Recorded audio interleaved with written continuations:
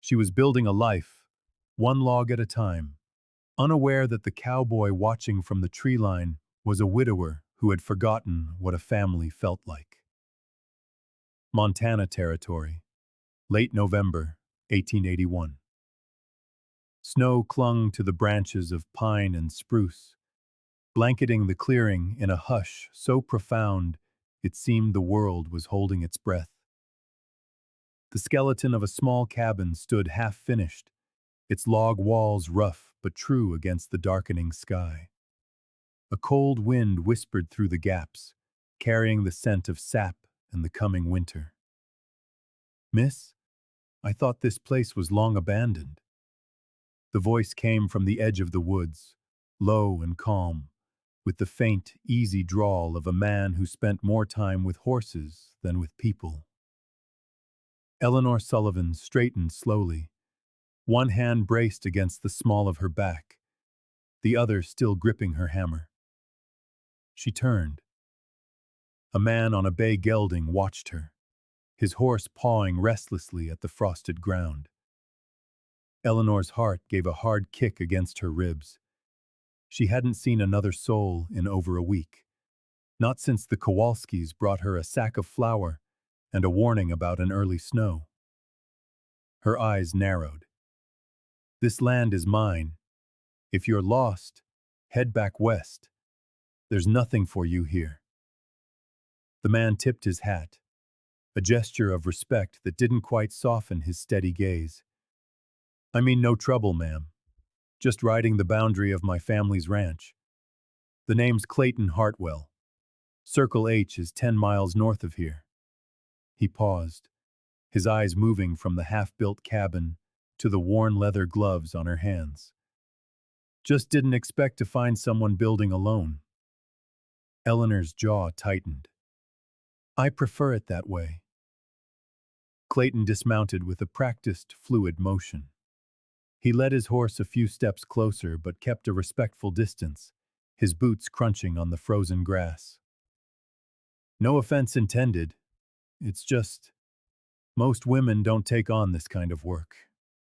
His gaze flickered for a fraction of a second to the subtle swell of her belly beneath her wool coat. "Especially not in your condition." "I didn't come here to be like most women," she said, lifting the hammer again and striking a nail with a sure, even blow. Her breath plumed in the cold air. "I came here to start over." Clayton watched her for a moment, then took a step back, raising his hand slightly, as if to show he held no threat. "Fair enough. Just thought you might need a hand with the heavy lifting, raising a cabin and a child at the same time. That takes grit." "I have grit," she retorted, turning to hoist another plank into place. The movement was slower now, weighted by the new life inside her, but she didn't falter. "What I don't have is time for charity. So if you're offering pity, you can take it back to the Circle H." He studied her then.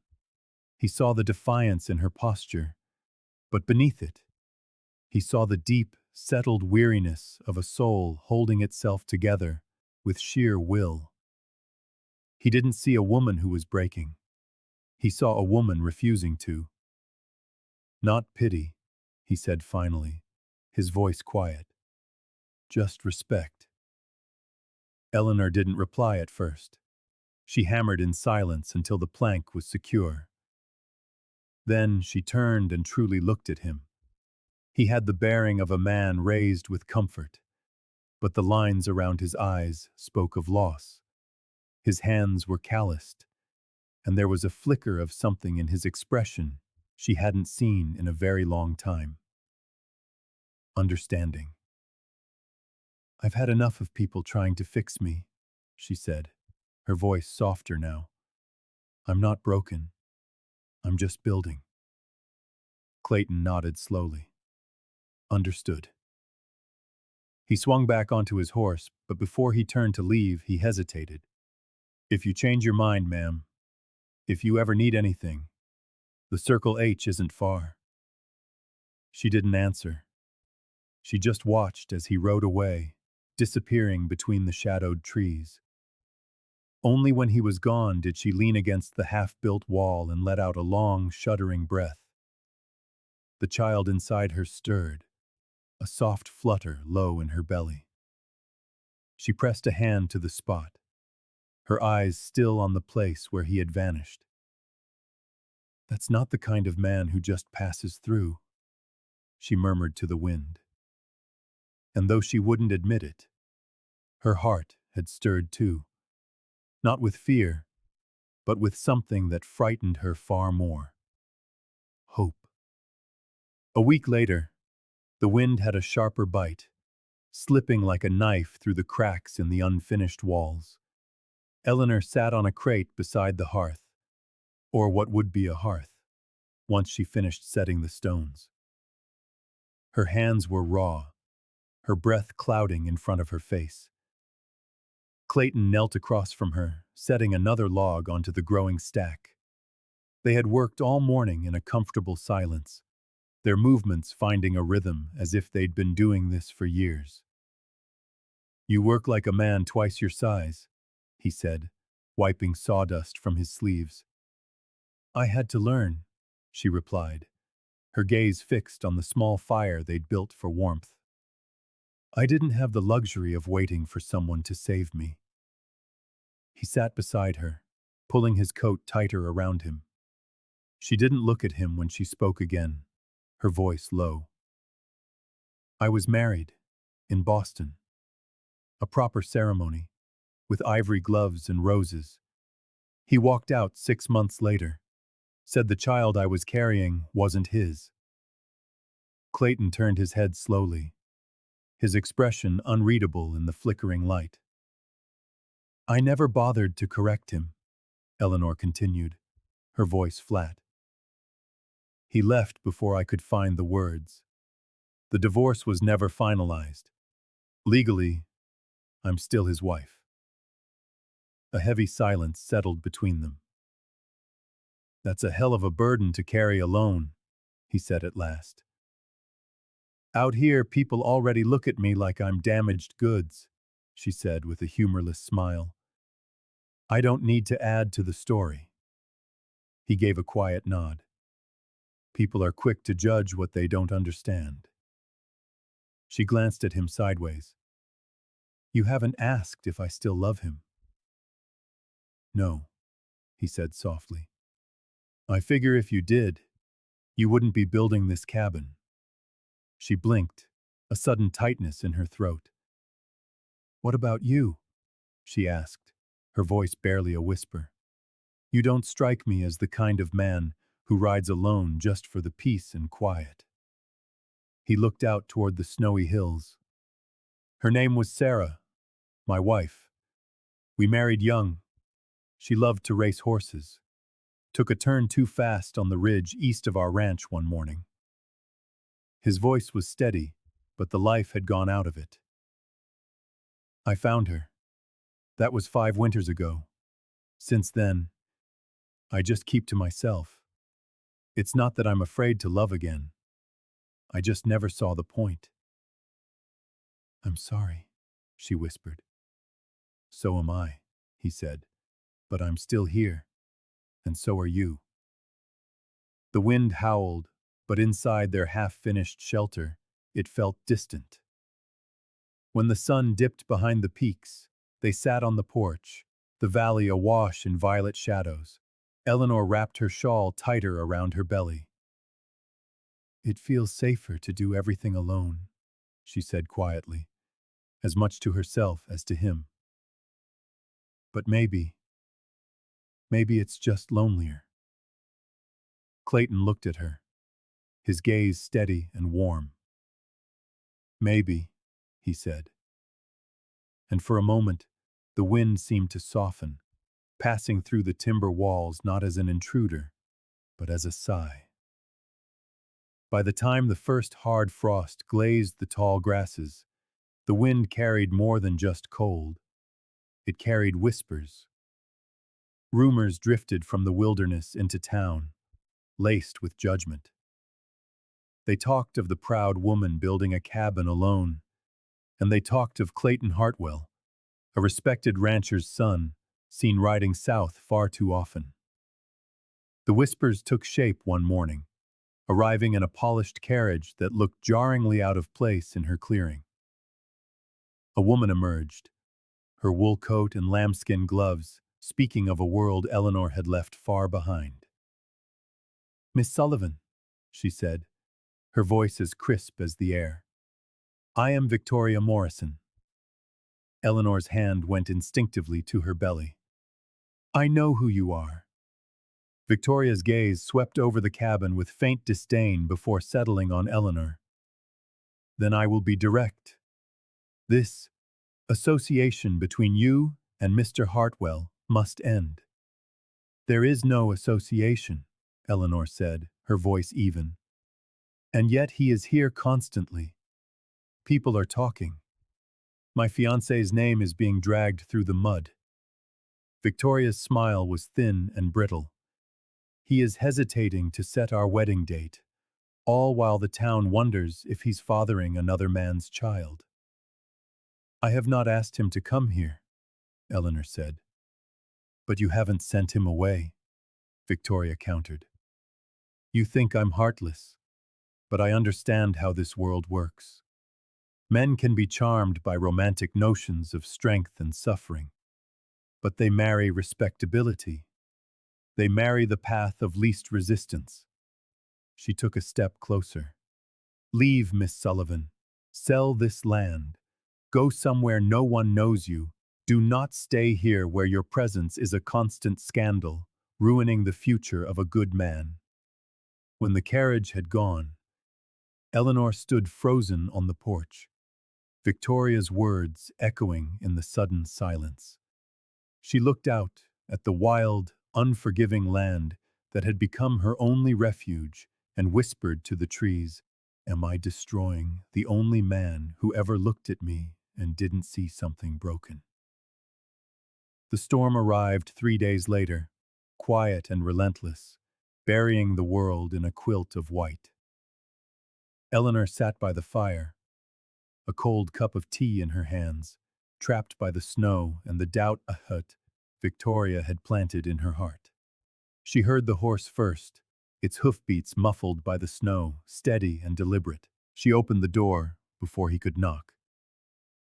Clayton stood there, snowflakes dusting his shoulders and the brim of his hat, his cheeks flushed from the cold.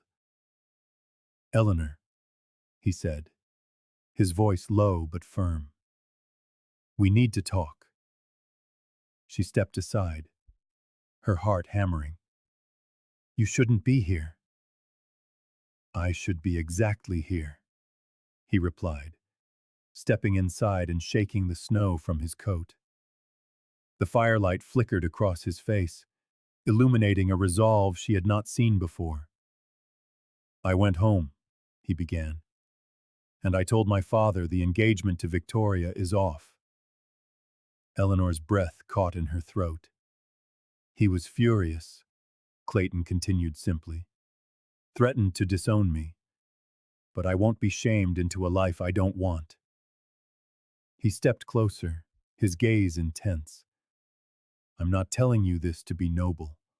I'm telling you 'cause this isn't about pity or scandal or some romantic idea. This is about choosing what's real." His voice softened.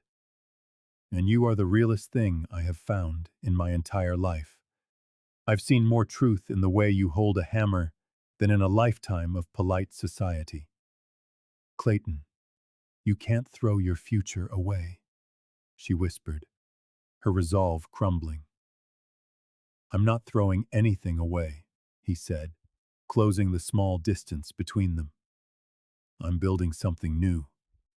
He gently took her hand, his calloused thumb tracing a circle on her palm. "With you, if you'll have me." Outside the storm raged, but inside the small cabin, surrounded by walls they had raised together, the world fell quiet. For the first time, Eleanor didn't feel like she was building alone. She was building a home. Eleanor turned her face to the fire, letting the heat lick at her skin. Her hands, resting in her lap, trembled so violently she had to clench them into fists. "There is something," she began, the words a ghost of a sound. "Something I should have told you from the very beginning." Clayton waited. His silence was not empty, but steady, unflinching. "I am not divorced," she said. "Legally, I am still married to Charles Whitmore, the man who left the moment I told him I was expecting." Clayton's brow furrowed, a silent question, but he let her speak. "I thought it was over. I left Boston with papers unsigned, believing he would file them. But no document ever arrived. No final decree. And I didn't have the strength to chase it down. I just wanted to disappear." She turned to him then, her eyes shining with a guilt so sharp it looked like shame. "I am not a widow. I am not free. In the eyes of the law, I am someone else's wife. You deserve to know that, before you ruin your life for someone who can give you nothing." The words hung in the air like frost. Clayton took a step forward, then another, until he stood directly before her. Without a word, he reached out and took her hands in his. They were rough, calloused hands that had built a home from nothing, and he held them as if they were precious. "You think this changes how I feel?" he said softly. She tried to pull away, but his grip was gentle and firm. "It only makes me want to fight harder for you." Her breath hitched. "I have seen what you've endured," he continued. "I know the cost you've paid. And I see you, still choosing to stand, still choosing to build. That doesn't make you a burden, Eleanor. That makes you braver than anyone I know." "I can't offer you anything," she whispered. "Not a name, not a proper future. Just this. Snow and silence and a child that isn't even born yet." "You offered me the truth," Clayton said, his voice low and certain. "You offered me something real. That's more than I've had with anyone else." She looked up at him, truly looked, and what she saw was not pity, not charity. It was love. The fire crackled behind them as the wind sighed against the cabin walls. For the first time since the world had turned against her, Eleanor felt the weight in her chest begin to shift. It wasn't gone, but it was shared. Deep winter held the world in its grip.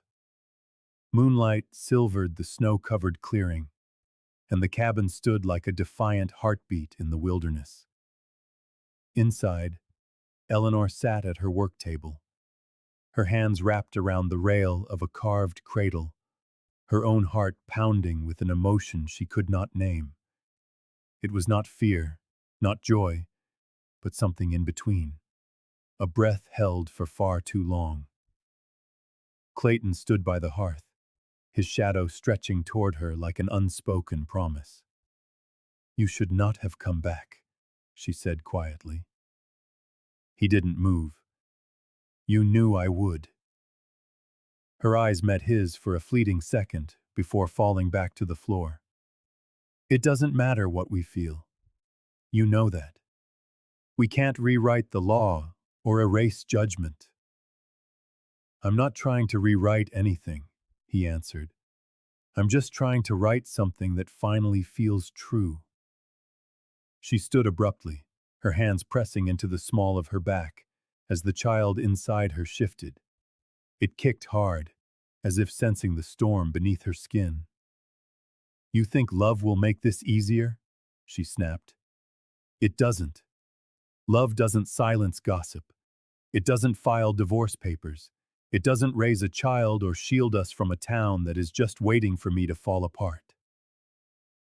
"I don't care about the town," Clayton said.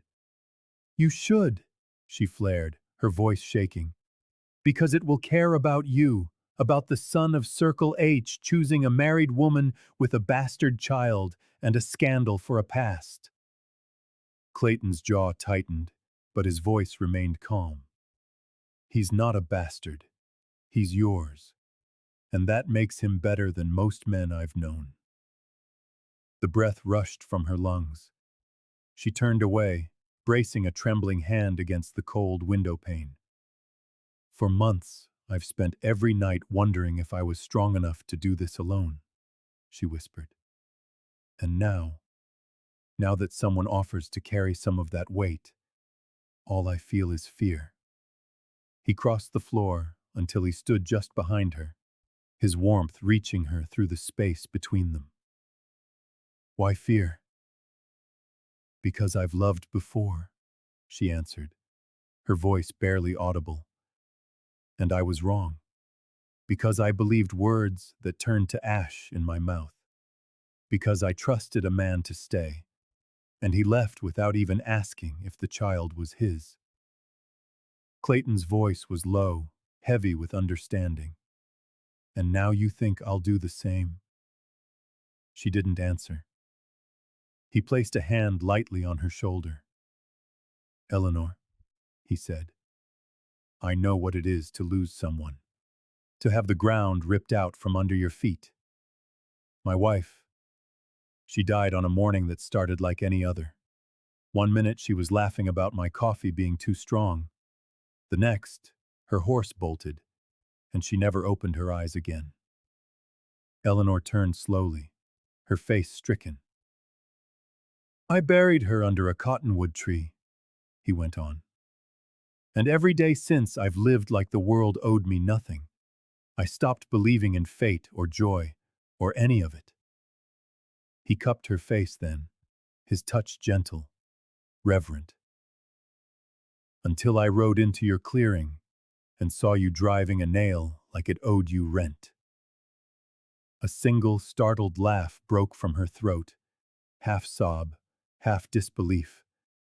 You're not some lost woman I stumbled across, he said, his gaze intense. You're the fire I didn't know I needed, and I won't lose that. Not because of laws I didn't write, or people too cowardly to build something for themselves. Her hands came up, touching his wrists, but she didn't push him away. I don't know how to let you in, she said softly. I've built so many walls, I think I forgot where the door is. He leaned his forehead against hers. Then let me help you find it. For a moment, the world narrowed to just the two of them.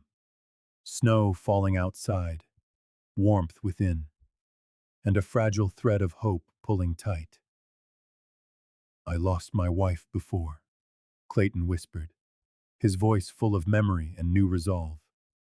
I will not lose you too. Not when I've finally found something worth keeping. Eleanor closed her eyes, and for the first time in years, she did not feel alone. By late afternoon, the sky had turned the color of lead. Eleanor gripped the porch railing as a biting wind stirred the pines into nervous whispers.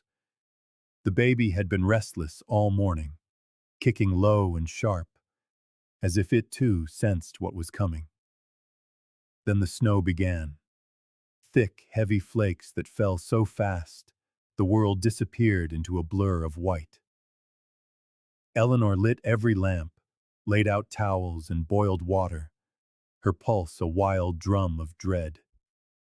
Then it hit her, a contraction like fire, stealing her breath and doubling her over.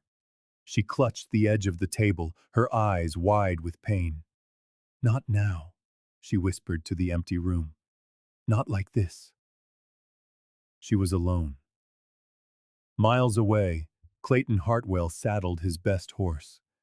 The turn of the sky had told him everything he needed to know. Instinct screamed louder than reason.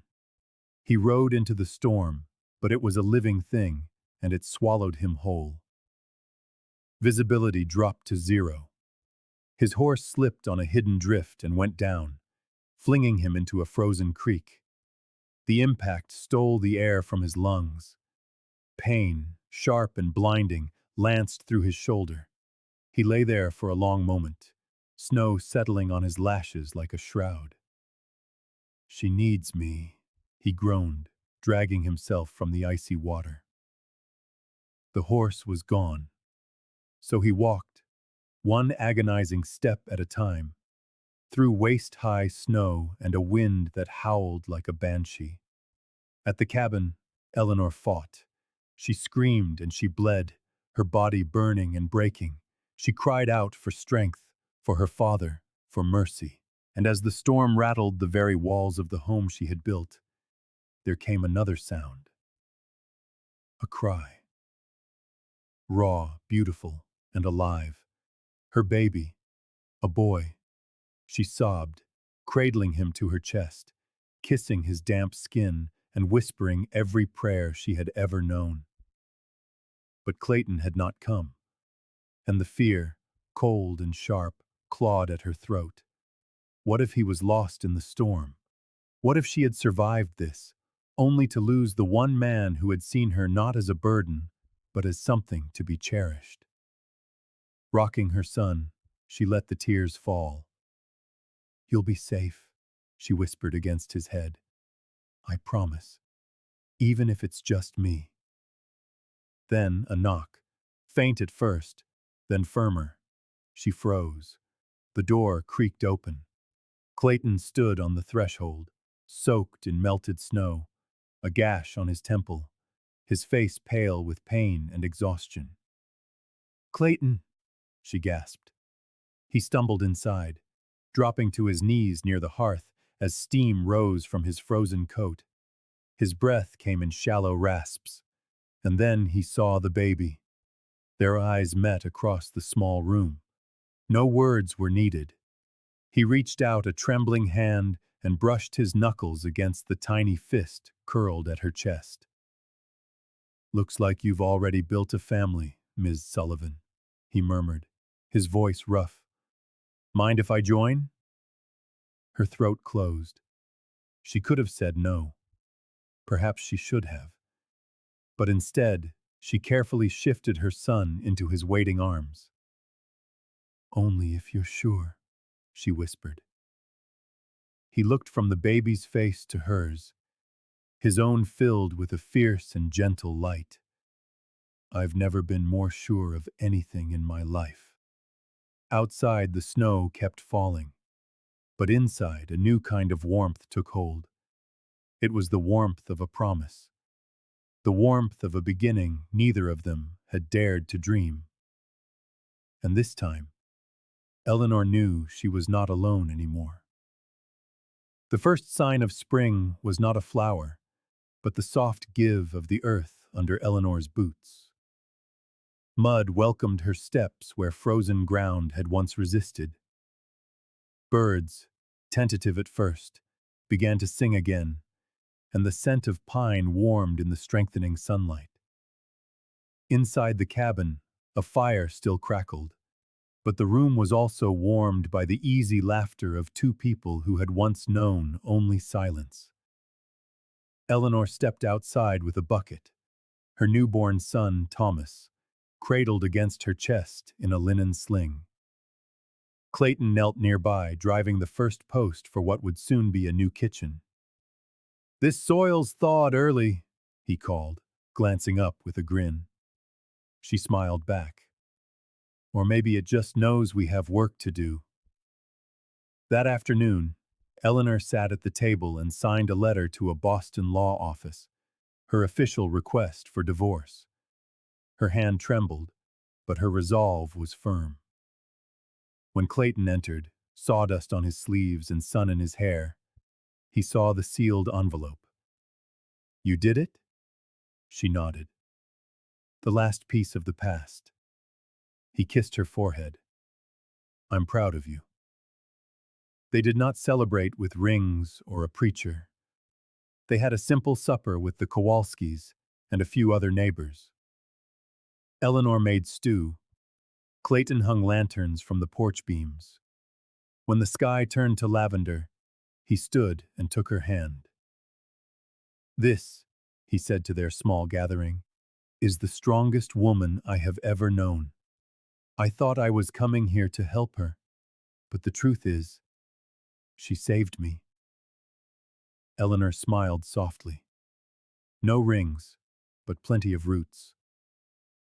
The guests toasted with tin cups, and no one asked for documents. Out here, love was proven in stacks of firewood, not signatures on a page.